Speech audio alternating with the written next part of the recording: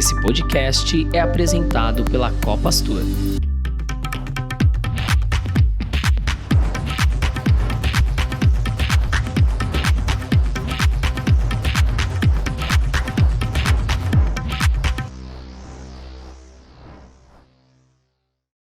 Olá, sejam todos bem-vindos ao voo 026 do Saída de Emergência. Eu sou o Daniel Amorim e junto com a Aline Rodrigues, nós vamos conduzi-los no bate-papo de hoje.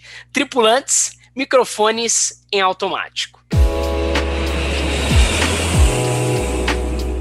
A bipolaridade do ser. Ser sempre eu mesmo ou ser um eu pessoal e um outro eu profissional? Ao invés de procurar se identificar com um cargo, você deve buscar primeiro saber quem você é. Por que ainda sentimos dificuldades em realmente mostrar quem nós somos no mundo corporativo? Por que nos camuflamos em ser alguém que não somos para nos encaixar em algum lugar? Bom, no bate-papo de hoje, você será convidado a uma reflexão sobre qual papel está desempenhando. Quem você é, afinal? Obrigada, Dani. Annalise, então um prazer te receber, tenho certeza que o nosso bate-papo vai ser muito gostoso aqui e vai abrir a mente de todo mundo para esse assunto sobre você é seu CV, e para isso a gente quer conhecer um pouquinho mais quem é a Annalise, então se apresente, por favor. Você é seu CV, Annalise? Oi, obrigada. Eu sou a Annalise, acredito que eu não sou meu CV, tentei ser meu CV por muito tempo e descobri que eu não me encaixava mais no meu CV. Sou uma pessoa muito curiosa, fiz várias coisas profissionalmente, apaixonada pelo futuro, apaixonada por processos de autodescoberta, e fui descobrindo que eu não encaixava no meu CV e tentei encaixar em vários rótulos e várias caixinhas, até passar por um período de muito questionamento, muita transformação pessoal, e comecei a me perguntar, e se eu não precisasse caber num currículo, e se eu não precisasse caber numa caixinha, e se eu não precisasse caber naquela vaga de trabalho que eu tanto idealizei. E comecei a me questionar como seria se eu fosse criar o meu próprio trabalho. Se eu fosse criar a minha própria job description, né, a descrição daquilo que eu faço, se eu fosse criar a minha própria vaga, como seria? Na época eu não fazia ideia, deu tela azul, não sabia o que responder, comecei a ver um filminho na cabeça da vida inteira escolhendo, né, como se fosse aquelas múltiplas escolhas, né? Que opções eu tenho aqui, como é que eu escolho aquilo que está disponível para mim, até me abrir para esse processo que eu chamo de um processo quase criativo, né, de criar aquilo que eu gostaria de trazer, de olhar para dentro e mostrar para o mundo aquilo que eu gostaria de trazer. Então, hoje, eu trago um pouco desse meu processo também para outras pessoas, de como a gente consegue unir o que a gente faz com quem a gente é. Mas primeiro voltando para quem a gente é e depois transbordando isso para aquilo que a gente faz e para o nosso trabalho. Um pouquinho disso. Ai, obrigada. E como é difícil a gente conseguir fazer essa conexão, né, Annalise? De realmente nós somos essa pessoa individual que estamos trabalhando numa corporação, mas a gente não perder a nossa essência, né? Saber o nosso propósito. E as pessoas ficam buscando quem agradar, né? E às vezes não se agrada a si mesmo. Então, quem você agrada? A sua vida ou o seu currículo, né? Qual que é o nosso olhar para isso? Como que você vê tudo isso? Uhum. Acho que a gente foi educado, né? Tem todo esse contexto, né? Nós somos educados a escolher profissões que eram possíveis, a gente foi educado a escolher aquilo dependendo da história familiar, né? Aquilo que dava mais dinheiro, aquilo que tinha certo reconhecimento. Então, depois de muito tempo ouvindo aquilo que tinha valor e aquilo que não tinha valor, naturalmente isso vai influenciando na nossa percepção das coisas, né? Será que aquilo que eu gosto de fazer tem percepção, tem um valor no mercado, ou aquilo é só um hobby, aquilo é só, né, uma coisinha boba que eu faço?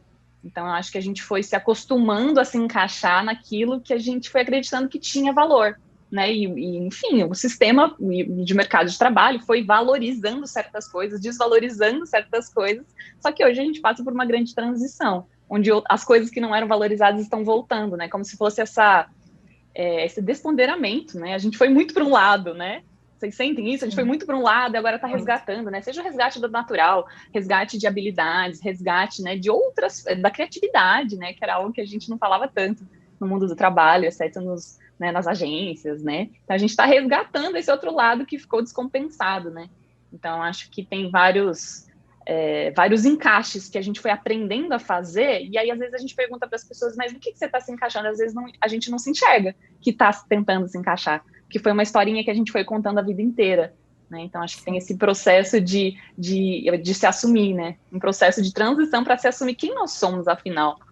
É seguro eu mostrar para o mundo aquilo que eu sou? É seguro eu mostrar para mim mesmo quem eu sou? Eu acho que pede essa autodescoberta. Como você vê isso? A vulnerabilidade, né? Fomos criados para entrar numa empresa, numa corporação e seguir essa trilha do sucesso, né? Que a gente vive aí no caminho de o que realmente é esse sucesso e não mostrar a nossa vulnerabilidade. Então, não mostrar a nossa fragilidade nos assuntos, mostrar sempre forte, sempre subindo nessa linha, né? Então, eu entrei nessa empresa, agora eu tenho que subir para tal cargo, tenho que conquistar isso, porque esse é o sucesso. Mas realmente você está feliz com esse sucesso, né? Esse sucesso existe, qual caminho que é esse? A gente passou por toda essa transição e realmente agora está buscando outras coisas, né? Valorizar o nosso interior, o que a gente está buscando, o que a gente realmente quer. E até pessoas que atingiram, né, essas métricas de sucesso, né? Tem várias histórias. Eu entrevistei várias pessoas também para tentar entender um pouco disso no passado. E aí, você que atingiu suas metas de vida, suas metas de profissão, e aí, como é que vão as coisas? E a gente vai vendo que não é bem assim, né? Como se fosse esse alvo móvel, né? E a gente escuta essas histórias de muitas pessoas, né? Quantas pessoas a gente conhece que chegaram naquele objetivo e aí não era isso? Então, da onde que estão vindo esses objetivos, né? Será que realmente, ou será que é uma tentativa nossa de buscar outra coisa, né? Annalise, inevitavelmente, a gente ainda vive, né, na pandemia e ela é o primeiro assunto, né, de todas as conversas, né? Normalmente você pergunta como você tá, e aí o que você tá achando do home office e tudo mais. E você trouxe um pouquinho da questão da adaptação, né? Que hoje a gente tá, talvez, retornando para momentos que a gente já passou e a gente está revisitando. Você acha que a pandemia ajudou a humanidade a se revisitar, a se reconhecer, a olhar mais para o interior dela e talvez se perguntar se eu estou sendo o meu CV ou se eu estou sendo eu mesmo? Eu acredito que sim. Tenho ouvido muitos relatos confirmando isso, né? Talvez não dessa forma, né? Talvez de uma forma mais provocativa, né? Acho que ela provocou isso de maneiras mais gentis e menos gentis, né? Dependendo da história de cada um, de uma forma abrupta como um todo. E aí eu acho que é como que a gente aproveita essa situação, dado tudo isso, claro, né? Não negligenciando tudo que está acontecendo, mas dado que temos que viver dessa forma, como é que a gente aproveita isso para ter insumo, ter material, né? Porque seja passando muito tempo em casa, seja passando mais tempo com a família, tendo que abrir as portas, né, dos nossos lares, todo mundo vem da nossa vida pessoal, né? O que isso traz? Eu acho que traz um convite para a naturalidade, traz um convite para coisas que a gente achava que era distração e a gente teve que lidar, né? Então, acho que sim, sem dúvida, traz muitas, muitas provocações. E talvez algumas a gente só vai entender para frente, né? Depois de ter passado por essa grande crise. Acho que como qualquer crise, ela marca e muda o rumo da história. E eu acredito que a gente está passando por isso nesse exato momento. Talvez a gente só vai entender exatamente essas mudanças daqui a uns anos, né? Exato. Qual é essa mudança de rumo? Exato. E tem alguns, enfim, analistas de mercado, cientistas que já falam até na nova geração, né? Na geração C, na geração Covid, né? Justamente seguindo essa sua fala, né? Toda essa nova, o impacto que a pandemia provocou nessa nova geração que está aí, crianças que não podem ir para a escola, crianças que não podem brincar, que tem que ficar isoladas, né? Muita coisa a gente ainda vai entender qual que é o impacto que isso vai causar, né? E você até falou de home office, por exemplo, eu sempre gravo aqui na minha casa, hoje eu até mudei a mesa de posição, porque eu já não aguentava mais de sempre gravar com o espelho atrás de mim. Eu falei, não, então hoje eu preciso dar uma mudada aqui na página. E a Aline comentou... pode falar, desculpa. Não, desculpa, me veio você falando assim, até tem um lado muito bonito, né? Eu, pelo menos, vendo talentos, vendo os projetos das pessoas, né? Vejo um lado muito bonito, que é os projetos de quarentena. Alguém já deve, né? Vocês já devem ter comentado com alguém, projeto de quarentena, né? Aquele amigo que começou a cozinhar, aquela amiga que voltou a pintar, aquele fulano que começou... Né? Eu acho que esse movimento é muito bonito, né? A gente se deu espaço para fazer essas coisas, tudo bem, porque ficamos presos em casa. Mas o que isso permitiu, né? Quantas habilidades eu acho que pede esse resgate, sabe? Então, já que a gente está com tempo aqui, o que a gente pode fazer? Né? E aí eu acho que volta esse olhar para dentro. Tá, tudo bem, pode ser que eu nem consiga um emprego agora, então o que eu faria por puro prazer? O que eu faria com esse meu tempo? Eu acho que esse é um grande questionamento da gente começar a olhar o currículo de dentro para fora. O que eu faria se eu tivesse tempo? O que eu faria, né? É uma pergunta que eu sempre faço para as pessoas. O que eu faria se eu não precisasse trabalhar? E é uma pergunta, em geral, as pessoas têm dificuldade de responder. Exato. E até a Aline comentou do sucesso, e a gente está falando aqui, né, de você é o seu CV, e muitas vezes as pessoas elas se espelham em casos de sucesso, achando que pode ser o sucesso dela, e elas tentam fazer exatamente a mesma coisa. E aí eu queria a sua opinião, por exemplo, o sucesso, ele tem uma receita que todo mundo seguir, ela vai chegar até lá? E por que muitas pessoas se olham para os... É lógico que é muito importante você ter referências, né? Ver casos de sucesso, talvez, enfim, se inspirar. Mas cada um tem um sucesso, cada um tem um caminho, né? Então eu queria que você compartilhasse um pouquinho pra gente de como que as pessoas elas podem olhar mais para elas e para elas criarem o sucesso delas. Uhum. Tá, acho que a gente pode olhar sucesso como essa métrica externa de aquilo que é uma motivação extrínseca, né? Então, porque eu vou fazer isso, eu vou ter uma certa recompensa. Eu vou trabalhar minha vida inteira, eu vou ter esse certo salário. Eu vou trabalhar minha vida inteira, eu vou ter, sei lá, qual é a métrica de sucesso. Sair na Globo, enfim, não importa qual é a métrica de sucesso. Que alguém me contou, eu achei que aquilo seria interessante. Mas o processo de chegar até lá não necessariamente é interessante, né? Como se fossem essas recompensas, esses símbolos, né? E quando a gente fala de olhar para dentro, é aquilo que eu gostaria de estar fazendo, independente da recompensa. Né? Aquilo que eu gostaria de estar envolvido no processo de estar fazendo. Então, as métricas de sucesso externas, a chance delas trazerem realização é muito baixa, porque ela é um número de alguém, uma métrica de alguém, e aquilo não necessariamente tem ressonância comigo. Né? Senão era só todo mundo seguir a mesma receita de bolo, né? E aí seria simples, a gente sabe a receita de bolo, escreve, alinha a receita de bolo e vai todo mundo descobrir como chegar mais rápido nessa receita de bolo. Mas a gente vê inúmeros exemplos, aí eu convido vocês a lembrarem, na família de vocês, nos amigos, pessoas que seguiram a receita, que tinham muita clareza da receita, chegaram lá ou chegaram no meio do caminho e descobriram que não era bem assim, né? Então, por quê? Porque a gente foi seguindo essas métricas externas, e não o prazer do processo. Então, esse olhar de dentro para fora é seguir essa curiosidade, é seguir esse prazer, né? Eu enfatizo essa palavra porque parece tão tabu falar dessa palavra no mundo corporativo, né? Eu tenho prazer em trabalhar, eu tenho prazer em fazer essa atividade. Então, o que é aquilo que a gente tem prazer, a gente se realiza? Porque é como se fosse assim, eu vou fazer uma coisa que é super pesada e difícil, e aí quando eu me aposentar, eu vou ser feliz, leve, tranquilo. Mas aí a vida inteira eu não fui, a vida inteira eu fui estressado, tenso, a vida inteira eu fui fazendo coisas que eu não queria. E se fosse o contrário? E se ao me sentir realizado, feliz, alegre, as coisas vão naturalmente acontecendo? Então aí a gente se reconecta com a nossa motivação intrínseca, que é, em outras palavras, aquilo que eu queria estar fazendo porque eu quero estar fazendo, e não porque eu tenho que estar fazendo.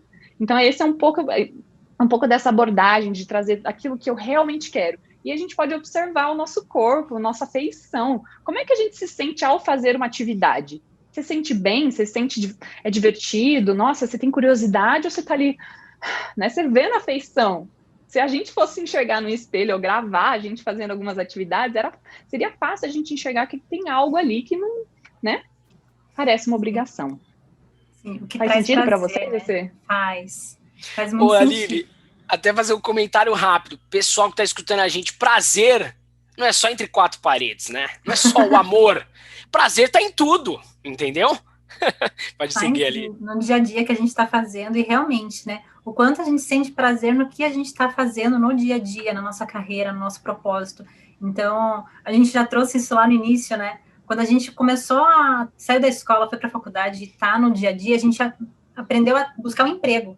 Né? Então, o que a Annalisa acabou de falar, né? Lá quando eu me aposentar, vou ter os prazeres da vida, vou pegar esse dinheiro, vou conseguir ter prazeres, mas o restante da vida foi estressado, o restante da vida não foi satisfeito. Então, o que a gente está fazendo, né? A gente não está indo atrás do nosso propósito, é realmente encontrar o nosso propósito e não só ir atrás de um emprego. É claro que a gente precisa do nosso salário, é claro que a gente precisa manter a nossa família, a gente sabe que é um mundo capitalista, a gente vai precisar disso, mas buscar realmente o que dá prazer para a gente e buscar o nosso propósito. Então, eu acho que hoje está nessa mudança de buscar propósito. Por mais que você esteja buscando um emprego, uma vaga, que você vai se encaixar. Mas buscar essa tua carreira, esse teu propósito, que vai te fazer feliz. Então, eu queria um pouquinho que a Annalise falasse um pouquinho para a gente, né, dessa transição emprego, carreira e propósito, né? Em que momento que a gente está agora? A gente está buscando mais propósito? A humanidade como um todo está mais buscando emprego, propósito, carreira? Como que a gente está nesse momento?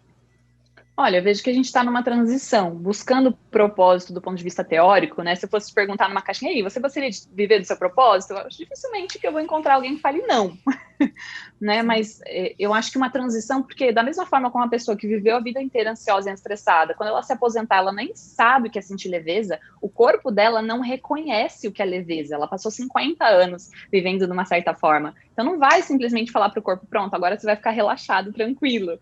Né? Igual quando a gente está muito estressado e tenta sair de férias e fica meio, né? O corpo não consegue virar a chavinha tão rápido. Então, eu acredito que a gente está numa transição, porque uma coisa é aquilo que a gente almeja e como que a gente está vivendo hoje. Então, se a gente tem medo de não ser reconhecido, se a gente quer que as pessoas aprovem a nossa caminhada, se a gente continua nesse paradigma, a gente não vai conseguir se conectar com uma vida com propósito. Aí estou falando vida com propósito como um todo, né? Como se fosse essa jornada autêntica, né? De eu ser protagonista, de seguir a minha própria vida. Se eu ainda estou presa nesses padrões, porque a gente aprendeu de diversas formas, né? A buscar validação, buscar reconhecimento, não tenho confiança naquilo que eu sou, naquilo que eu trago, eu ainda não vou conseguir viver no meu propósito. Eu acho que tem essa transição, né? De desejar viver uma vida com propósito e de iniciar essa vida com propósito, que é um processo de desenvolvimento e de desapego, é um processo de transformação, né? Então, é como se eu fosse me preparar, né? Eu ajudo muitas pessoas na transição de carreira, para uma grande transição de carreira ou para a vida autônoma, e eu falo para elas, e acompanho isso diariamente, que não é só a gente ir para a vida autônoma, a gente precisa se preparar para trabalhar de uma outra forma. Se a gente quer trabalhar com propósito, a gente precisa passar por essa transição de mudar várias chavinhas, né, mudar várias chavinhas. Então, acho que a gente está desejando, como sociedade, desejando uma vida com propósito. Alguns um pouco frustrados, buscaram, não conseguiram, não descobriram, né? Muitas pessoas frustradas por não saber o que é isso, ou ter muita pressa de entender o que é isso, mas necessitando dessa transição. Então, acho que a gente está passando por uma transição de uma velha forma de viver e trabalhar para essa nova forma de viver e trabalhar. E eu acho que a gente está descobrindo como é essa nova forma de viver e trabalhar e sendo convidado a desapegar, né? Porque quando a gente insiste numa forma que não faz mais sentido para a gente sofre. Então, acho que esse convite às vezes vem na dor, né? Infelizmente, muitas vezes esse convite vem na dor, mas acho que está sendo um convite para, e aí? Está fazendo sentido continuar dessa forma? Se a gente continuar vivendo, trabalhando, se relacionando dessa forma, vai fazer sentido lá no futuro? E a gente pode pensar até no coletivo, né? Se todo mundo continuar assim, e aí, como vai ser? Como que vai ser, realmente? Você citou uma hora ali sobre medo, né? E eu acredito muito que as pessoas tenham medo, receio de se abrirem, se mostrar realmente suas fragilidades, suas vulnerabilidades, mostrar quem realmente você é dentro das corporações, por puro medo. Medo da cultura das organizações, medo de mostrar que é frágil, ou mostrar que erra também, e errar é humano, por que a gente trouxe isso, né, e veio com isso desde lá de trás, veio trazendo isso na nossa carreira. Então, a gente vai errar, a gente vai acertar, e que a gente vai aprender com esses erros, né, os erros também são aprendizados da nossa vida. Então, a cultura de medo nas organizações, acredito que faz com que a pessoa se trave, e não, essa é a Aline pessoa e essa é a Aline profissional. Essa Aline profissional não erra, é perfeita, não faz nada de errado, tá tudo certo. A Aline como pessoa é fatível para erro, mas tem essa separação. Como que é para você essa cultura do medo nas organizações? Você acha que impacta realmente? Totalmente. Eu acho que a cultura do medo, ela vai além das organizações, ela está nos nossos sistemas, né? Começou lá na família, a gente aprendeu, né? De algum nível, na nossa família, a gente teve uma cultura de medo, né? Medo de não vir na escola, o pai ver, enfim, qualquer coisa, qualquer historinha ali, né? Uma cultura de medo, aí aquilo vai para as escolas. Como é que era o modelo educacional? Como é que é o modelo educacional até hoje? Né? A grande maioria, né? E aí vai para o trabalho. Então acho que essa cultura de medo, ela é meio social, assim, é meio da nossa sociedade. A gente vive nesse medo, né? Medo de várias coisas. E aí eu acho que um desafio das organizações é, beleza, não tenha medo, venha errar, mas como é que está a cultura real das organizações? Porque se a organização é feita de pessoas que aprenderam a cultivar uma cultura de medo, qual vai ser a consequência? Um grupo de pessoas que sabe lidar com o medo. Né? Então, eu acho que o medo, sim, impacta muito, né? Porque a mesma coisa, você vai falar para um funcionário, não, pode ser você, e aí a primeira vez que ele fala alguma coisa, ele é reprimido por alguém tira sarro, ou, né, ou olha, acho melhor não te promover, porque aquele dia eu vi você dessa forma, e nananã.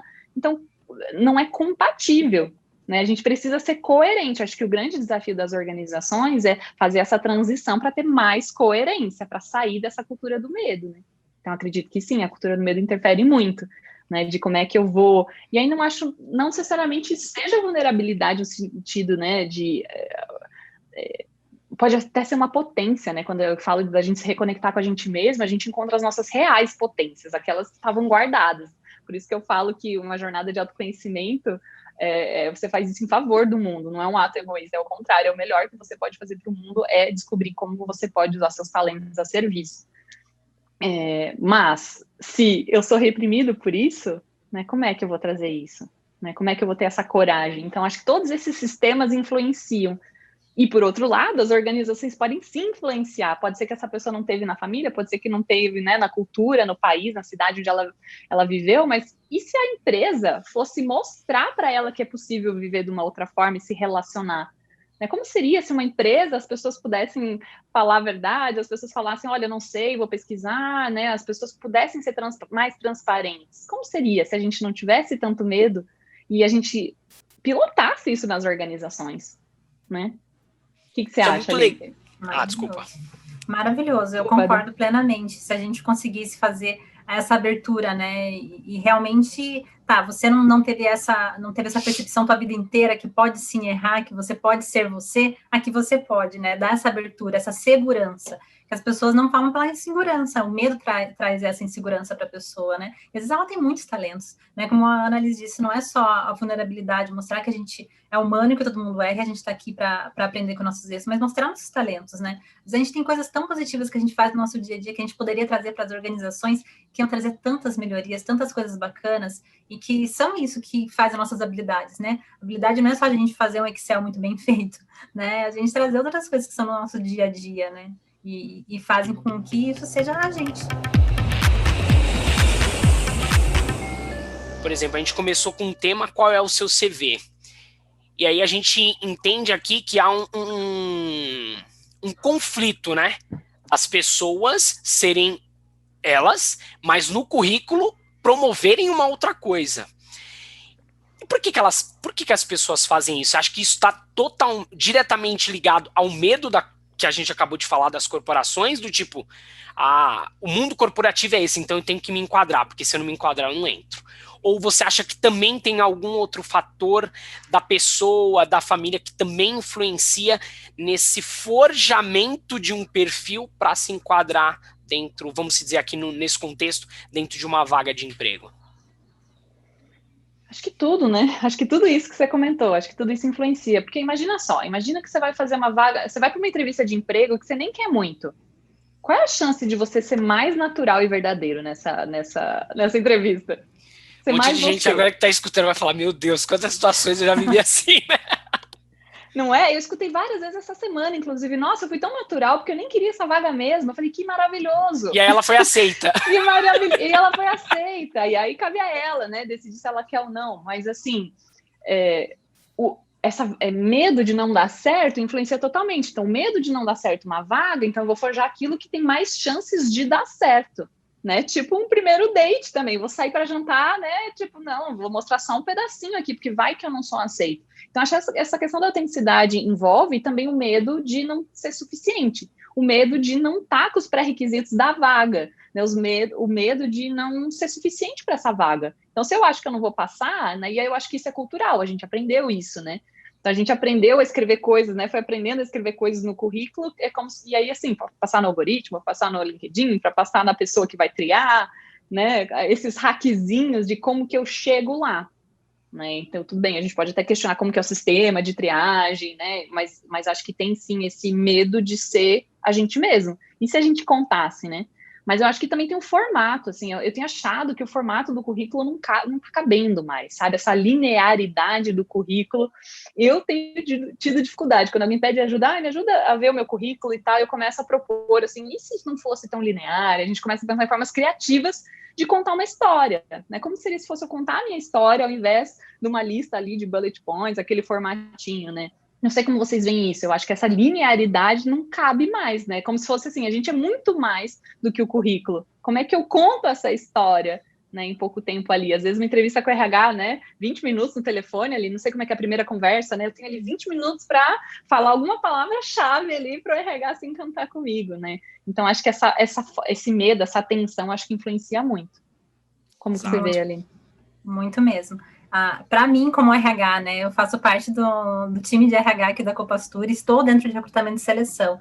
Então, no meu olhar, quanto mais verdadeiro você for e mais humano você conseguir passar, eu fico encantada quando peguei esses dias atrás um LinkedIn e que estava escrito pai de fulana, tipo, ele colocou o nome da filha dele, tipo, eu sou pai da, vamos falar Maria, sou pai da Maria, eu fiquei, nossa, que lindo, né? Porque ele não é só a pessoa que trabalhou naquele cargo, ele não é só aquela pessoa que ficou 2 anos naquela corporação, ele é mais do que isso. Né? Então, ele tem pessoas que ele quer bem, tem outras coisas, fez projetos sociais, se não fez, conta quem é você, né? E concordo com a Annalisa, esse currículo todo quadradinho, naquele Word, e aquela coisa, tipo, sair daqui, fiz isso, preenchi a planilha de Excel, né? O que mais que você fez? Você não fez só a planilha de Excel, né? O que mais você fez? O que aconteceu lá? Então, nas minhas entrevistas, eu tento buscar mais isso, né? Tipo, conta um pouco mais, deixa mais aberto, né?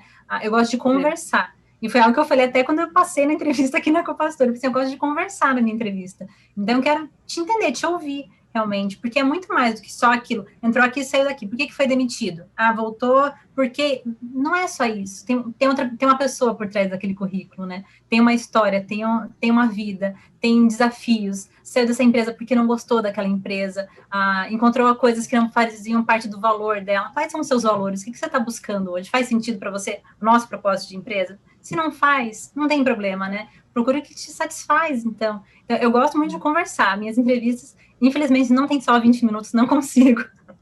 Eu gosto de ouvir muito mais do que só pegar ali um checklist e listar, saiu do emprego, não saiu do emprego, fez isso, fez aquilo, era assistente, foi para analista, isso é sucesso. Não é.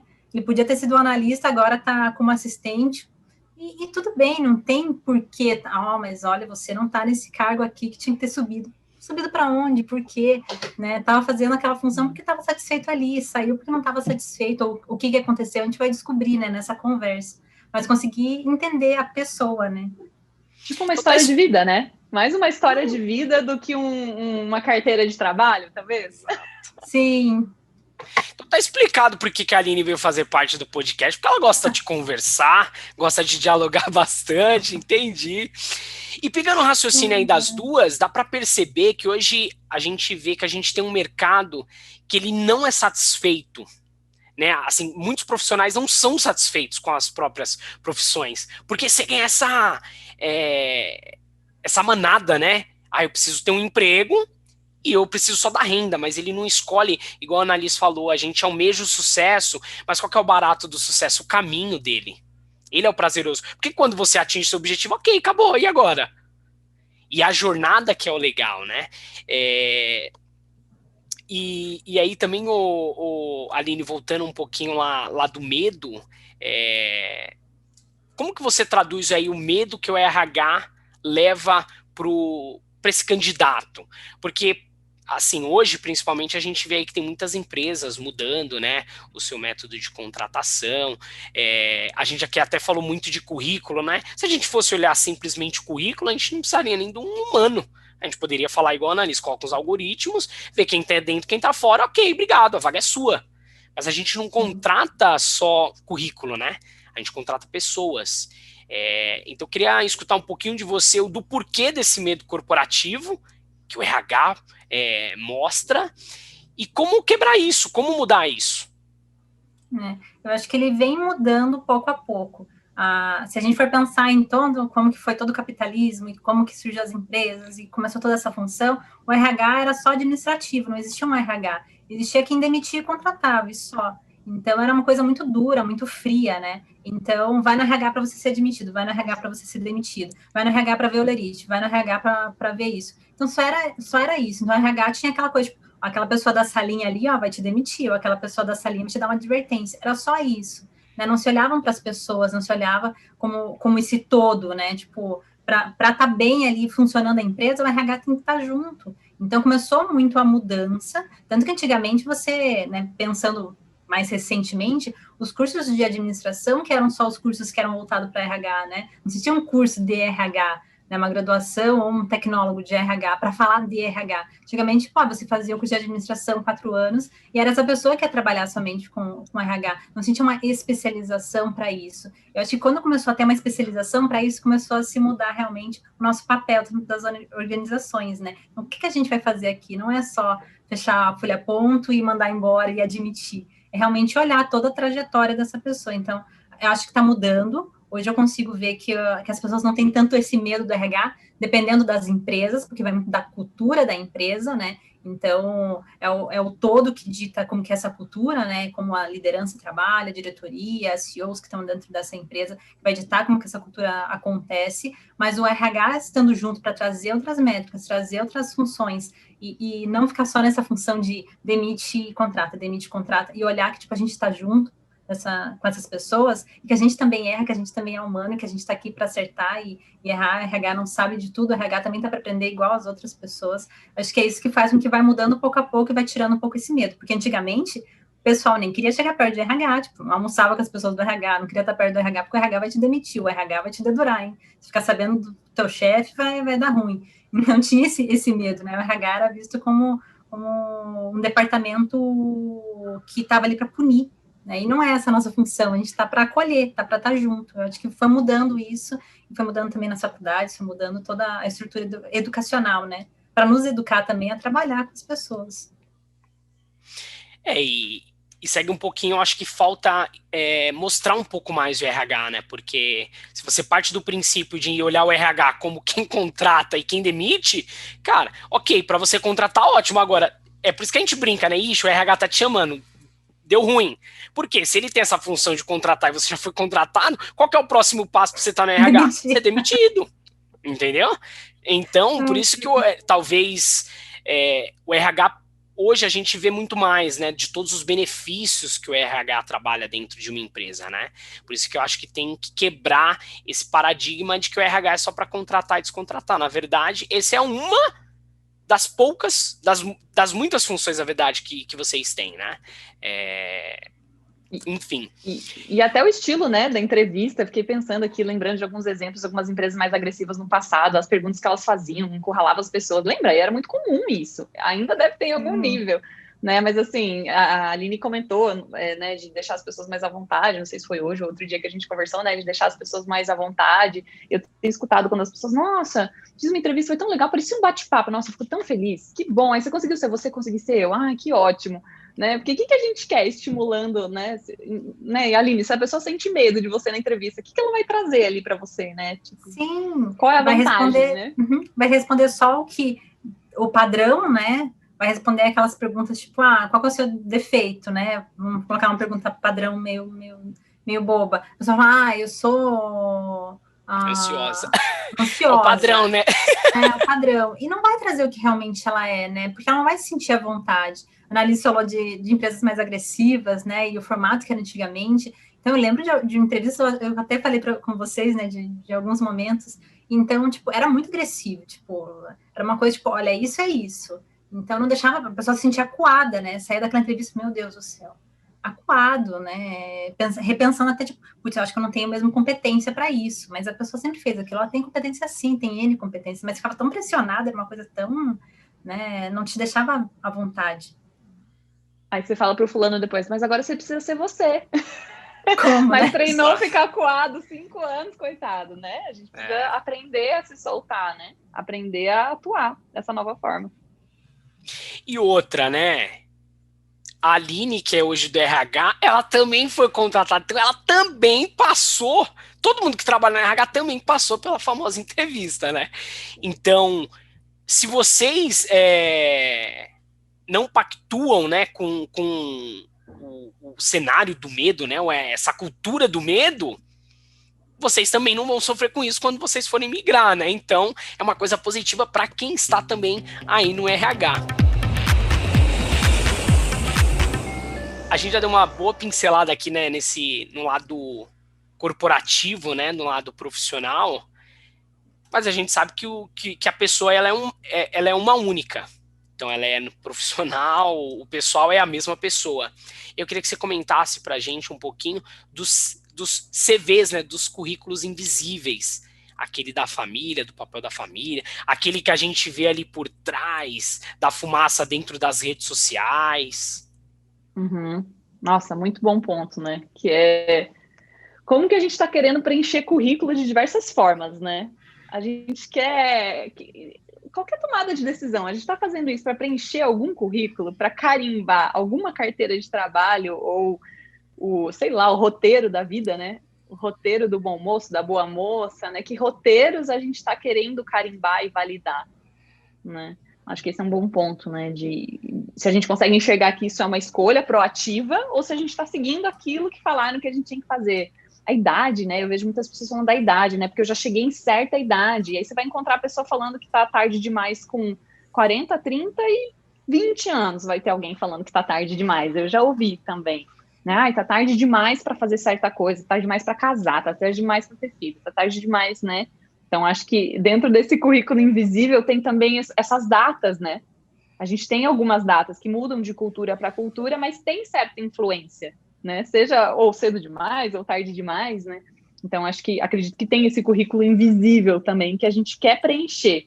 A gente quer preencher a vaga, né? De alguma forma. E você acha que é mais pro lado feminino do que pro masculino? Depende. Por exemplo, porque a mulher, né, a gente, casar, ter filhos, cuidar de casa, hoje já mudou bastante, mas o casar e ter filhos ainda é muito presente, né? Então você acha que a mulher, talvez pela família, pelo que é não imposto, né, mas por aquela tradição, pelo currículo da família, você acha que é mais pesado pro lado da mulher do que pro lado do homem? Eu gosto sempre de falar do contexto, né? Ao invés de falar por que você está seguindo isso, qual é o contexto que está fazendo, influenciando essas escolhas. Então, a gente sabe que tem um histórico aí do feminino e do masculino para os dois lados. Seja uma pressão de sucesso profissional para os homens, seja uma pressão social, familiar para a mulher, enfim, diversas outras coisas. Então, naturalmente, isso vai influenciando e isso é enraizado, como qualquer outro estigma, estereótipo, né? É enraizado na nossa sociedade. Mas acho que a gente pode ir além dessa questão de se questionar se isso faz sentido, né? Independente, porque eu acho que há esse discernimento, acho que o autoconhecimento pede para a gente começar a discernir de onde vem esse desejo. Né? Eu posso perguntar para vocês, você vai falar, não, meu desejo é atingir isso. E a gente conversando aqui um pouquinho, eu vou perguntar, tá, mas por quê? De onde vem isso? De onde vem isso? Né? Da onde vem essa ideia? Você quer mesmo? Ai, não, é que na verdade, né? Então eu acho que a gente tem esse trabalho de discernir de onde vem esse desejo. É algo que eu realmente quero, ou foi implantado em mim em algum momento, eu aprendi e repliquei, dei copy-paste no currículo da vida. E aí eu acho que é independente, né? A gente pode olhar para as questões, tudo bem, pode aparecer mais algumas coisas na agenda feminina, na agenda masculina, mas eu acho que o questionamento é o mesmo. Né? Da onde vem esse meu desejo? Ele é genuíno? Ele é algo que me anima? Né? E aí, como é que a gente sabe? Compara com algo que você gosta muito, que você quer muito, que ninguém, né? Ou a gente pode até se perguntar, se não fosse para o seu currículo da vida, e se não fosse para o seu currículo do trabalho, você faria mesmo assim?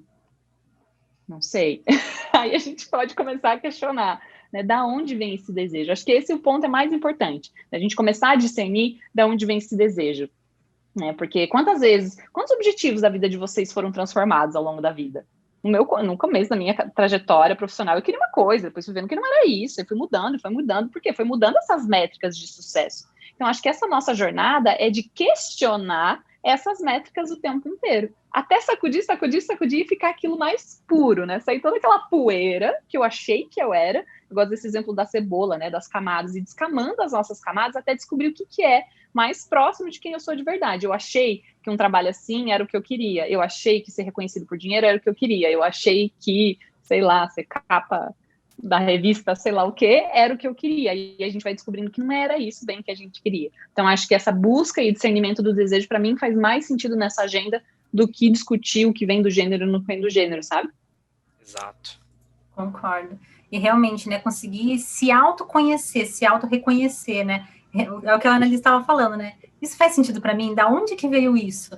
E realmente, tem muita gente que está seguindo o que foi só falado, né? Foi falado que era assim, eu fui ensinado, você nem lembra mais aonde que foi ensinado, mas você veio com com isso na tua mente, você vai seguindo. Daqui a pouco você tem filho, você passa para os teus filhos, eles vão seguindo isso, e nem era deles, né? A gente não para nos questionar se realmente essa é a nossa vontade. A gente quer seguir esse caminho? A gente quer seguir para cá? Ou a gente está só seguindo o rumo, porque está todo mundo nesse rumo, e esse rumo que é o certo, né? E tem muito se falado do pensamento lateral e pensamento vertical, né? Pensamento vertical é esse ensinado e seguido, e a gente vai. Queria que você falasse um pouquinho para a gente sobre pensamento lateral e pensamento vertical, né, Liz? Tá, podemos levar assim para o abstrato e o racional? Pode ser? Uma forma mais simples, acho que mais simples da gente contar. Uhum. Eu acho que a gente está, como a gente estava falando desse desbalanço, eu acho que a gente está num desbalanço disso também. A gente aprendeu um certo modelo, a gente aprendeu certas inteligências, vamos dizer assim, né? Vamos resgatar, vai. Antes a gente falava só de QI como única métrica de inteligência. Depois veio Gardner, explicou um monte de tipo de inteligência. Então tem outros tipos de inteligência. Então, da mesma forma, acho que a mente abstrata, ela foi desvalorizada, ou ela foi, né, usada só para certas coisas, né? Então, se entendia que a nossa mente abstrata funcionava para os artistas, né, para os cantores. Não, essas pessoas são as pessoas abstratas. No mundo do negócio, por exemplo, no mundo onde eu vim também, não, aqui a gente, né, é mente analítica, é prática, é racional, é lógica, é assim que a gente faz as coisas. E eu acho que a gente tem visto que não é bem assim, que ela tem uma certa limitação também. Então, eu acho que não é sobre eliminar, né, mas sobre reconectar com a nossa mente abstrata. Que a gente pode chamar ela de criatividade, de intuição, a gente pode chamar ela de diversas coisas, né? Mas esse pensamento não linear, né? Esse pensamento de combinar e conectar coisas. E quando a gente começa a se permitir investigar esse lado mais abstrato, aí a gente pode também olhar o nosso currículo dessa forma não linear também, né? Então, se eu estou na linearidade da racionalidade, causa e efeito, talvez eu não esteja enxergando essas nuances, né, de como as coisas se conectam, a trajetória de vida real, oficial, né, que não é tão linear assim, quanto a gente achou que seria.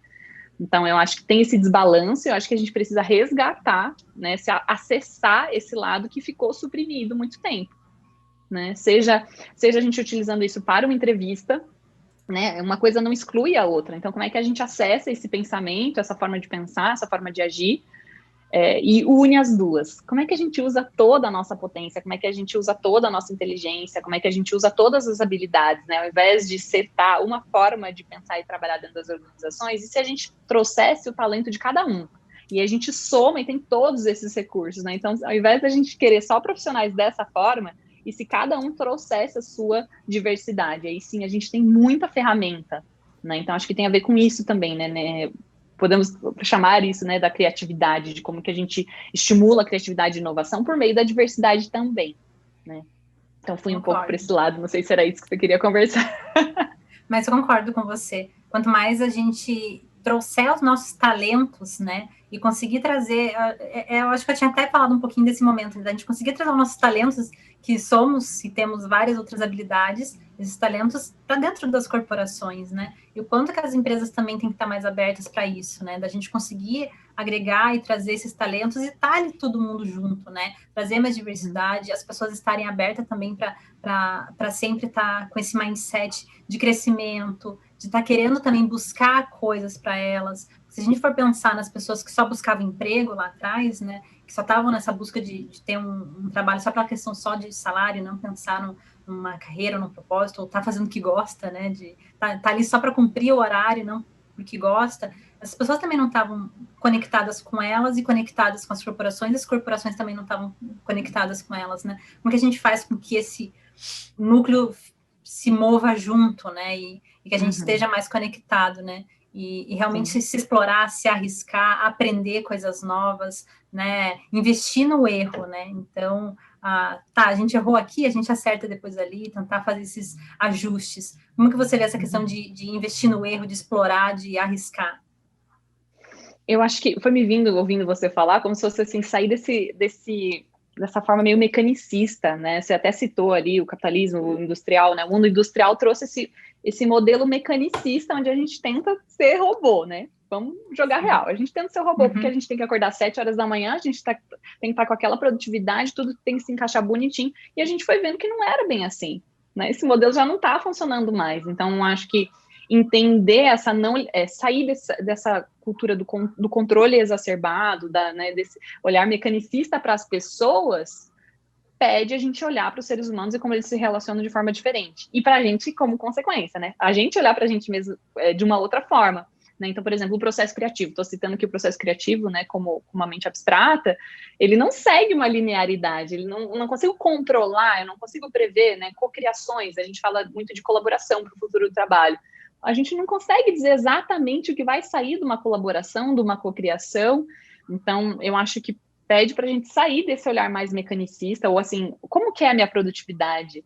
Né? Faz sentido eu ficar insistindo aqui, ou eu sair do trabalho, amanhã eu venho mais cedo? Né? Será que a gente consegue olhar para como a gente funciona? Como que é a minha produtividade? Né? Eu, analista, sou muito mais criativa de manhã, então, para mim, faz mais sentido ter momentos de criação de manhã e momentos de reunião à tarde. Né? Então, se eu não tenho essa autonomia, eu vou tentar me encaixar numa forma, vai ter reunião às 7, às 8, mas em algum momento a gente se questionou quando é que a gente é mais produtivo? E depois do almoço, como é que eu fico? Inclusive, tem vários estudos que mostram justamente isso, né? Mas a gente acaba não levando isso para as organizações, porque a gente tenta linearizar tudo. Né? E aí o erro acho que vem da mesma coisa, dessa previsibilidade, do controle. Né? Eu vim do mundo industrial também, sou engenheiro de formação, então a gente aprendia sobre 0 defeitos. Como é que você ensina uma pessoa a criar coisas e se abrir para erro e inovação se ela aprendeu que é 0 defeitos? É 0 defeitos, é perfeição, é refúgio 0, né? Só que quando a gente fala de máquinas, esse conceito faz sentido, a eficiência faz muito sentido num contexto industrial. Mas quando a gente fala a era do conhecimento, quando a gente fala, né, de criatividade, de inovação, a gente não consegue manusear a inovação da mesma forma como a gente manuseava as máquinas. Então, se a gente tentar copiar esse modelo e replicar, a gente não vai conseguir. Então, o processo do que a gente chama de erro, com essas lentes, vamos dizer assim, erro nessa lente industrial, na verdade, é um processo de aprendizado quando a gente fala no contexto de criatividade e inovação. Né? O que seria talvez um erro? Eu não consegui aprender com as minhas experiências, porque seria talvez um desperdício, seria um desperdício eu não aprender com as minhas experiências, né? Então, eu acho que as empresas também estão tendo que aprender, não só as empresas, as pessoas, a lidar com como é que a gente trabalha com criatividade e inovação, e não necessariamente no departamento de inovação para tudo, né? Para todos os departamentos, para todas as áreas.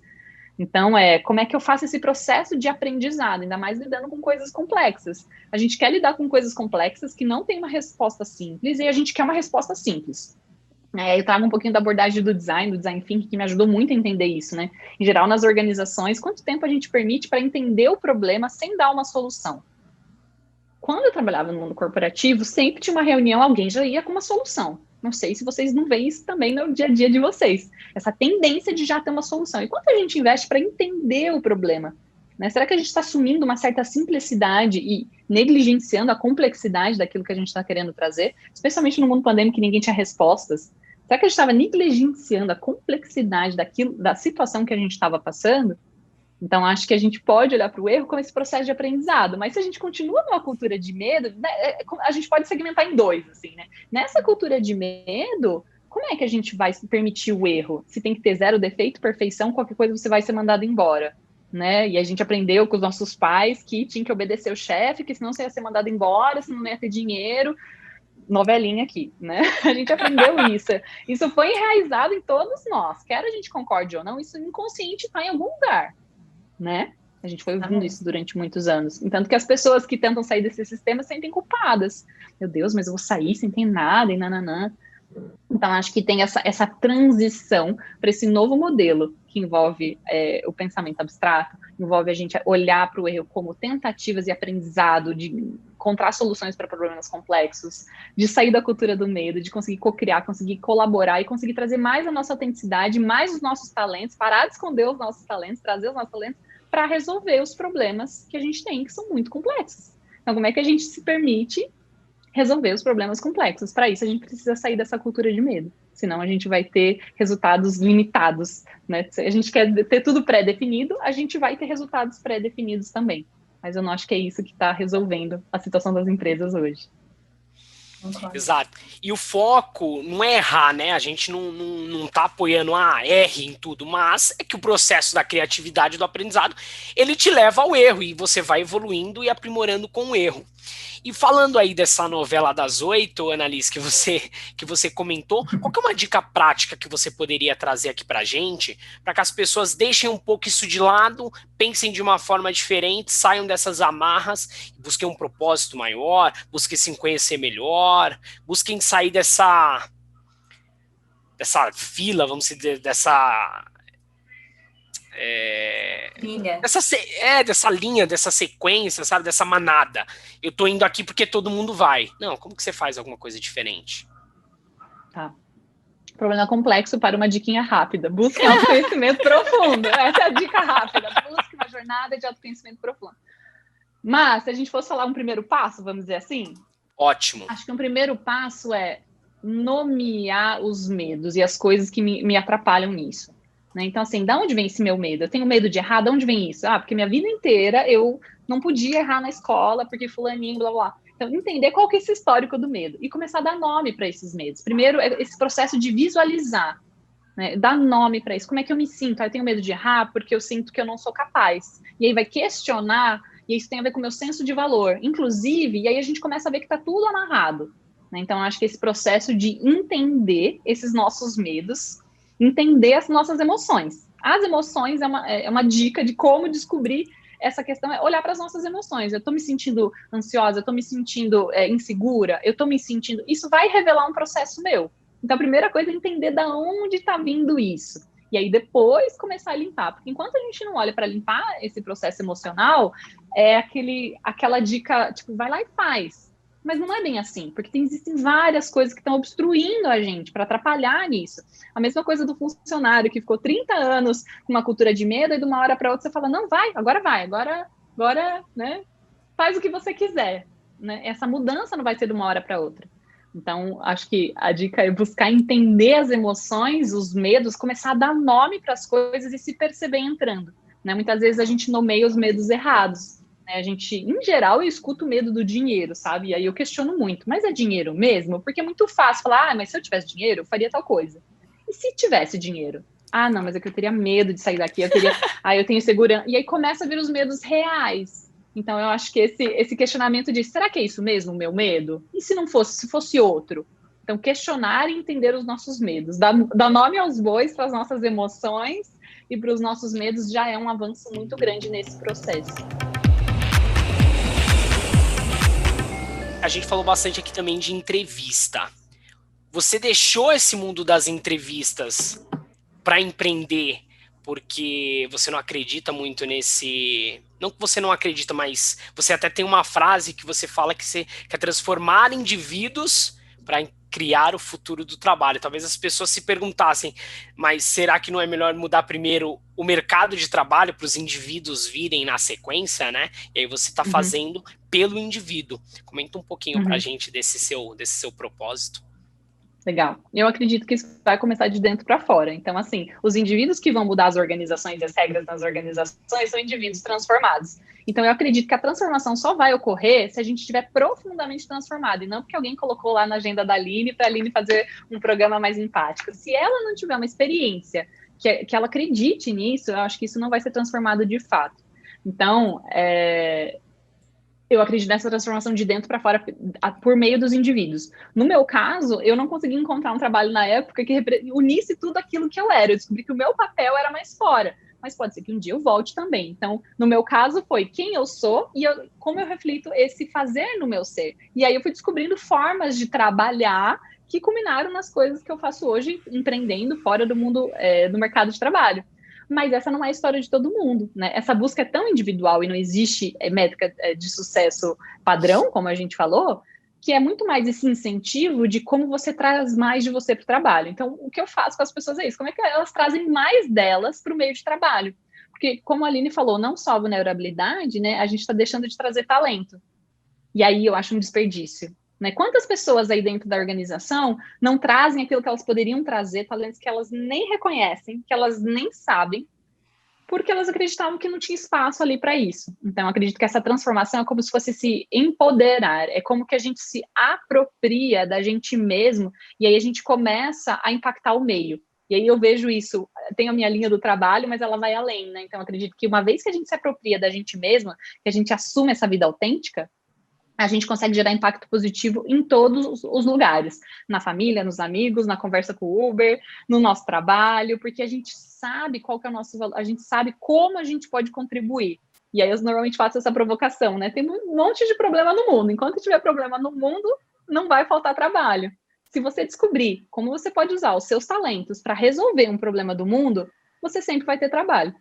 Seja ele numa organização, seja ele fora de uma organização. Você ter pessoas pedindo para que você traga seus talentos para resolver esses problemas. Concordo. Talento, a gente consegue descobrir vários talentos nossos, e acho que é muito isso, Analisa, a gente se autoconhecer realmente, ter esse trabalho interno para realmente impactar as organizações, né? As organizações são feitas de pessoas. As pessoas continuam com o mesmo tipo de cabeça, com o mesmo tipo de formato. Se a cultura não mudou, não adianta você querer, tipo, eles têm que fazer para eu mudar. Não.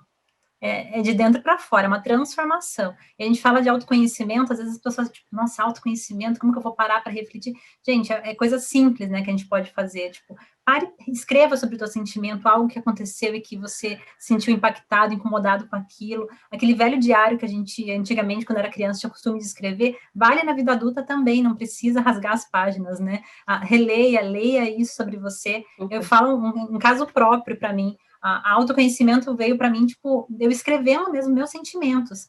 E ali eu olhei, putz, não quero isso, né? O que eu vou fazer para mudar isso? Não vai vir um terceiro para mudar esse meu sentimento, ou fazer com que eu melhore nesse item, né? É realmente passo a passo de formiguinha, não é do noite para o dia, a gente foi criado nesse formato, mas é a gente mesmo fazer esse processo, né? Não vai vir alguém, olha, agora é esse o formato que você tem que se encontrar, é a gente fazendo esse processo. E fala muito do profissional do futuro, né? Isso, da gente conseguir se reconhecer e trazer isso para fora, né? E isso impactar nas organizações. Um pouquinho do profissional do futuro, né, Liz? Traz um pouco para a gente esse tema. Legal. Antes, só continuando o que você falou, que eu achei interessante, é como é que a gente... Fiquei pensando assim, né? Como é que a gente estimula isso também? Porque eu acho que uma pessoa transformada é como se fosse, eu falo brincando, que você provou uma sobremesa gostosa, sabe? Você provou uma sobremesa gostosa, você quer contar para as pessoas, você quer que elas experimentem essa sobremesa. Então, eu acho que essa transformação, esse ganho de consciência, eu costumo falar que é um transbordar, assim, né? Que, tipo, não cabe mais na gente. A gente quer compartilhar isso, igual, sei lá, dica de filme, alguma coisa que você curtiu muito, que você quer compartilhar com as pessoas. Então, eu acho que uma pessoa transformada e confiante nesse processo, ela consegue impactar muitas pessoas, porque daí ela vai provocar nas pessoas, mas você está trazendo você? Né? E eu acho que a gente pode jogar esse estímulo aqui para os gestores que estão nos ouvindo agora. Você, por acaso, está estimulando as pessoas da sua equipe a trazerem quem elas são de verdade? Você dá espaço para elas serem autênticas? Você dá espaço, estimula, às vezes ajuda elas a reconhecer o que elas nem sabem ainda sobre os talentos dela, né? Acho que a gente pode deixar essa reflexão aqui. Né? E falo dos gestores mais pelo potencial de transformação, né, do cargo, mas todos nós, todos os indivíduos conseguimos, né? A gente deixa as pessoas com medo e tensas, ou a gente ajuda elas a trazerem melhor, em qualquer relação, seja no trabalho ou não. Acho que isso é um ponto. Sobre o profissional do futuro, acho que a gente pode pegar essa linha da autenticidade. Acho que isso é uma coisa que não tem muito a volta, assim, sabe? Eu acredito que o profissional do futuro vai ser cada vez mais integrado, acho que a gente vai se apropriar mais dessa mistura do meu ser pessoal e do meu ser profissional, né? A forma como a gente se comunica, a forma como a gente fala, enfim, atua, acho que ela vai ser cada vez mais misturada, e eu acho que ela vai ser, sim, mais autêntica, né? Menos enrijecida.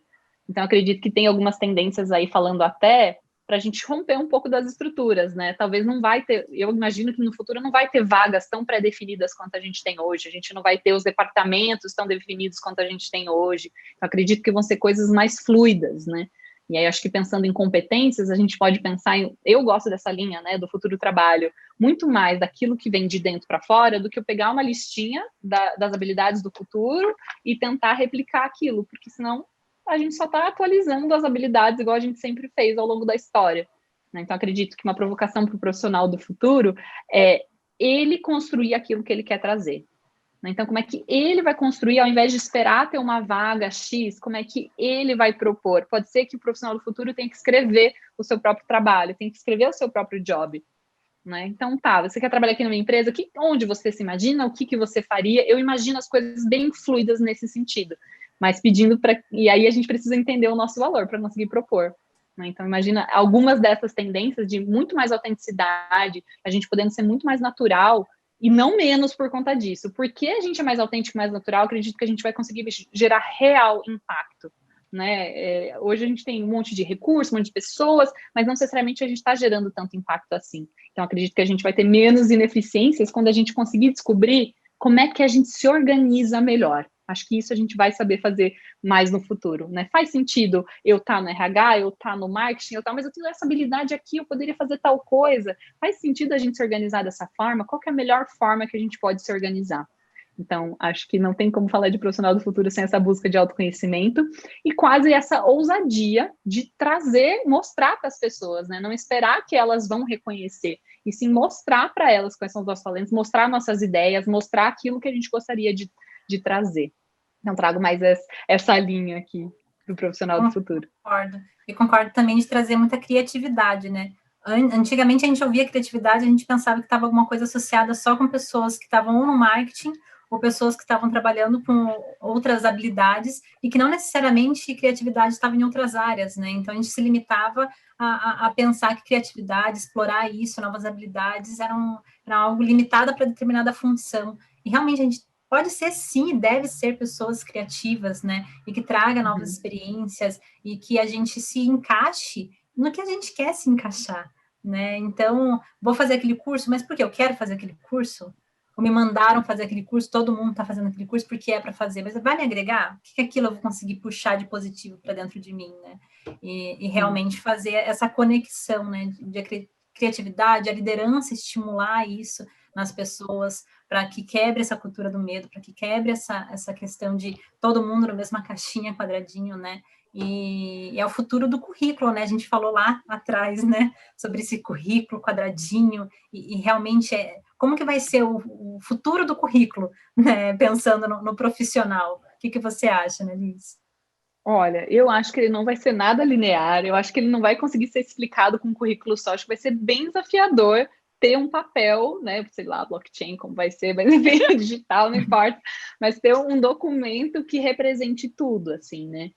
Eu acho que vai ser uma coisa muito mais integrada, eu imagino muito mais como se fosse, assim, marcas pessoais, né? Nós temos falado mais de marca pessoal, então quem é você? É a sua marca pessoal, né? O que você faz fora do seu trabalho também diz sobre quem é você, como você mesma puxa nas entrevistas. Então, eu acho que eu não sei, eu acho que o currículo vai parecer muito mais uma biografia, muito mais, né, como eu compartilho a minha história de vida e como, talvez como recrutadores, como eu consigo encontrar, né, onde eu consigo encontrar essas informações sobre essa pessoa. Então, acho que vai ser bem desafiador ter um currículo linear que explica tudo, né, que detecta tudo, e eu acho que caiba tudo que a gente é. Se a gente quer ser, né, juntar mais e trazer tudo para o trabalho, será que vai caber num documento tudo aquilo que a gente é? O que a gente escolhe colocar num papel?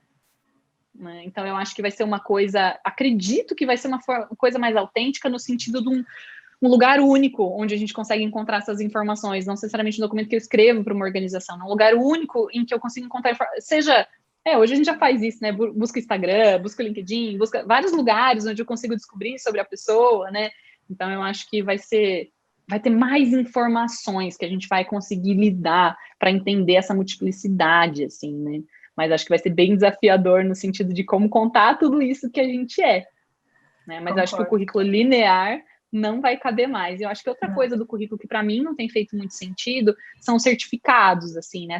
Acho que não é nem o currículo, é a informação do currículo, né? Dessa busca. Eu vejo muitas pessoas buscando muitas certificações, né? Provar que eu fiz por meio de curso, né? Então, como é que eu conto as minhas habilidades, as coisas que eu tenho na minha história? Então, isso pode ser contado, né? Talvez o storytelling vai ser uma habilidade muito grande aí para a gente conseguir contar no currículo, né? Marketing pessoal, não marketing pessoal, mas assim, esse branding pessoal, né? Eu sou uma marca, então como é que eu mostro essa minha marca para as empresas? Porque eu acho que os certificados não dão conta, assim, né? Senão todos as pessoas formadas em administração eram iguais, todas as pessoas, né? A gente vê que tem muito mais diferença que isso. Então, eu costumo brincar, né? Se você quer falar de oratória, se quer treinar oratória, você não precisa fazer um curso de oratória. Você já participou de uma reunião de condomínio? Negociação. Você já participou de uma reunião de condomínio? Tem como você aprender mais que participar de uma reunião de condomínio? Então, assim, tem tantas experiências da nossa vida que nos trazem habilidades. Então, acredito que o currículo vai mostrar mais disso que está escondido, das histórias lindas, das conversas, das experiências tão bacanas, das conversas de bar que a gente tem com os nossos amigos, histórias incríveis, né? Alguém contando de uma viagem, o que a pessoa aprendeu numa viagem. Aquelas histórias que nos encantam, cadê isso no currículo? Né? Então, eu acredito que as coisas vão começar a se misturar um pouco mais. Como, exatamente, não sei, mas acredito que vai pedir para se misturar um pouquinho mais. Como você imagina, Aline? Eu concordo totalmente. Fazer essa conexão, né? Eu falo por mim mesma, assim, o meu currículo, né, ano passado, quando entrei aqui, bem quadradinho. Se eu fosse fazer um novo currículo, não seria desse formato, né? A Aline de hoje faria um currículo diferente. Tanto que até o meu LinkedIn já é um formato diferente. Eu coloco quem sou eu, mas não sou eu na profissão, né? O início ali é falando que eu tenho uma sobrinha, falando que eu sou casada, que vim de Curitiba, estou em São Paulo. É contando de mim. Depois que vai vir falando sobre os outros processos que eu passei na empresa, né? Então, essa Aline de hoje acredita sim que vai ter essa junção, né? Somos um único, né? E essas habilidades, as coisas legais, essas conversas de bar que a Annalise trouxe, por que a gente não traz nessa conversa, né? E não que a gente vai fugir do meio corporativo, não vai fugir. A gente vai trazer nossas habilidades, o nosso eu, nossa essência pro dia a dia corporativo. E ok, tá tudo certo, tá tudo lindo, né? A gente tem muitas coisas positivas que podem trazer ali essa amarração, essa coisa certa que pode casar. Esperamos estar vivos para poder ver como será esse currículo do futuro, né? Nosso bate-papo sensacional, mas a gente está quase chegando aqui no fim do nosso voo, né? Como eu costumo falar. Mas antes disso, eu vou propor um game para vocês duas aqui, Annalise e Aline. Vai ser o game do Jadeu ou é uma coisa fora da curva, tá? Vocês têm que escolher um dos dois. Eu vou falar uma situação e aí cada uma fala o que acha e se quiser dar uma explicação mais objetiva. Fora da curva é bom? Fora da curva é bom? É uma coisa outstanding, assim, sabe? Nossa, sensacional. Tá. Já deu, tipo, nossa. É over. Exato. Pergunta de RH. Quais são os seus pontos fortes e pontos fracos, Annalise? Já deu ou é fora da curva? Já deu. Com essa frase, assim, já deu. Nossa. E só isso, né? Não precisa nem explicar, né? Precisa explicar? Aline, me ajuda. Não precisa explicar, não, gente. Ele já deu e a gente pode reformular. Eu acho que não são pontos de defeitos ou pontos não favoráveis, né? Eu acho que são pontos de melhorias e quando eu faço esse tipo de pergunta, eu pergunto pontos a melhorar no quesito, nessa descrição de cargo. O que você acredita aqui que tem pontos a melhorar? Tá, aqui tá pedindo Excel avançado, você puxando para esse lado. Porque das competências da pessoa, ela não vai falar os defeitos dela, porque a gente está em aprendizado, então já deu nesse formato. Show. Segundo, uma outra pergunta, né, possível de RH. Relacione uma ocasião em que seu líder ou alguém da equipe deu um feedback crítico ou construtivo. Como você lidou com o feedback? Como você reagiu? E aí, vamos começar de novo. Fora da curva? Legal. Porque a gente faz com que a pessoa fale realmente a situação que ela vivenciou. Para mim, é uma pergunta que eu utilizo para tentar entender realmente na questão de feedback, comunicação, como a pessoa lida. Para mim, é algo positivo, não sei para a Annalise. Pode ser sincera, viu, Annalise? Por favor. Tô pensando. Eu não colocaria como fora da curva. Mas já deu? Eu colocaria como... Ou meio termo? Acho que eu vou fazer igual a Aline fez na última. Já deu, eu reformularia. Eu acho que eu estaria muito mais interessada em entender como ela aprendeu e a capacidade dela de mudar do que a reação dela. Enfim, a reação é ok, mas eu estou muito mais... Até o defeito, eu estou muito mais interessada em saber a capacidade dela de se auto-observar e mudar. Então, eu perguntaria qual foi a última vez que você recebeu um feedback que você concordou e você conseguiu mudar e como que você fez para mudar essa atitude, esse comportamento. Eu acho que seria isso. Legal. A próxima, talvez polêmica. Você tem filhos? Pretende ter mais filhos? E aí? Olha, já deu fora da curva é difícil. Se você for perguntar isso para todos os sexos, dependendo da função, tipo, uma pessoa que vai viajar muito, e você vai perguntar isso para todos os sexos, sem fazer discriminação, ok, mas se não tem nada a ver, se não relaciona a função, você não pergunta, porque geralmente nos RHs antigos, isso só é perguntado para mulher. né? Então, para mim, se não faz sentido, você não vai mudar, tipo, não é uma pessoa que vai ficar 100% viajando, não é uma função que você vai ficar longe da sua família, não tem por que você perguntar esse tipo de coisa. Aliás, quando se pergunta isso, é sempre para fazer algum tipo de eliminação ali, tipo, quer ter filho antes dos 30. Meu, não interessa, essa vida particular dela, ela tem filho quando ela quiser, ou ele tem filho quando ele quiser. Se não vai impactar de viagens e coisas do tipo, não vejo sentido nenhum. Alice, você quer comentar? Para mim já deu, porque justamente por esse ponto que ele não está falando, acho que é muito arriscado e tem tantas histórias. Eu escutei histórias o suficiente e acho que é uma arma na mão que eu não quero entregar essa arma para alguém. Eu acho que é muito perigoso essa pergunta. Ela pode, enfim, jamais fiz essa pergunta, jamais faria essa pergunta. Acho que se é necessário entender, eu acho que eu perguntaria para a pessoa e ela mesma consegue discernir como é que ela vai administrar a agenda dela. Acho que não cabe a nós, como entrevistadores, assumir como a pessoa vai administrar a agenda dela. Se ela vai viajar, se ela vai estar longe da família, eu acho que cabe a pessoa definir, e eu acho que eu traria mais consciência para ela saber do que essa vaga pede. Última pergunta antes da gente finalizar. Quais são as 3 coisas mais importantes para você em um emprego? Já deu ou fora da curva? Para entender realmente qual o propósito dela, eu acho válido. Para entender o que ela busca ali. Se ela só está buscando realmente um emprego, a gente sempre está numa empresa por conta também financeiramente, a gente sabe disso. Mas se é só aquele propósito dela, não faz muito sentido. Ela tem que ter um propósito a mais. Né? Não se sustenta, vai só aquela pessoa que está ali só cumprindo um horário, e não realmente vindo por um propósito, ou pela cultura da empresa, ou porque entende que aqueles valores vão casar com ela, que aquilo faz sentido realmente para ela, que ela está vindo com algo a mais, além de só preencher a carteira de trabalho, do meu ponto de vista. Annalise? Réplica, tréplica, igual o debate político. Concordo. Eu fiquei pensando como se tornaria ainda mais fora da curva. Acho que eu perguntaria 3 coisas mais importantes da vida da pessoa, assim, e que isso tem a ver com o trabalho. Eu pensaria, né, de valores, legal, assim. Mas acho que sim, acho que é uma boa pergunta, assim, é importante saber. Ótimo, vários insights aqui para quem está no RH, para gestores e para as pessoas, né, que estão nos escutando, porque a essência do nosso bate-papo hoje foi falar sobre a gente, sobre você, né, sobre se autoconhecer, parar de montar um currículo e ser você mesma. Bom, Annalise, queria te agradecer demais, mais uma vez aqui esse bate-papo contigo. Você já está participando aí com a gente na 2ª temporada do Saída de Emergência. Muitíssimo obrigado pelo seu tempo. Muito obrigada, sempre um prazer. E os assuntos muito, muito incríveis. Obrigada. Ótimo.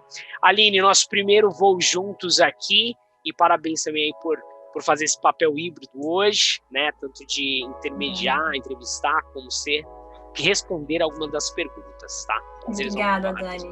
Hoje. Obrigada, foi um prazer escutar aqui a Annalise também, vários insights positivos para a gente abrir a nossa mente. Eu acho que não só a gente que está aqui de ouvinte participando aqui da conversa, mas as pessoas também que vão nos ouvir, vão nos ver no nosso conteúdo, também vai sair com a mente mais aberta para esse novo profissional, essa nova mentalidade, né? Exato. Bom, esperamos que esse conteúdo tenha agradado todos os nossos viajantes. Chegamos ao fim do nosso voo. Não saia da janela e aguarde os próximos podcasts. Obrigado.